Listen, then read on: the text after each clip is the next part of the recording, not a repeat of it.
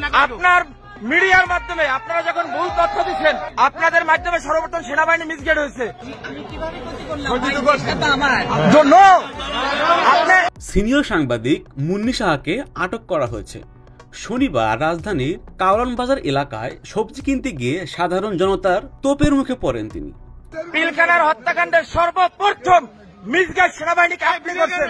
পরে খবর পেয়ে পুলিশ ঘটনাস্থলে এসে তাকে হেফাজতে নেয়। বিষয়টি নিশ্চিত করেছেন তেজগাঁও শিল্পাঞ্চল থানার অফিসার ইনচার্জ মোহাম্মদ মোবারক হোসেন।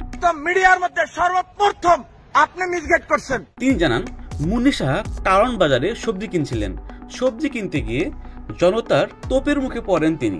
আপনার হাতে এখনো ছাত্র হত্যার রক্ত এখন আপনার হাতে লেগে আছে। পরে তাকে পুলিশের হাতে তুলে দেওয়া হয়। তার বিরুদ্ধে মামলা রয়েছে। নিরাপত্তার স্বার্থে তাকে উদ্ধার করে ডিবিতে হস্তান্তর করা হয়েছে। তার বিরুদ্ধে একাধিক মামলা রয়েছে বলেও জানান তিনি।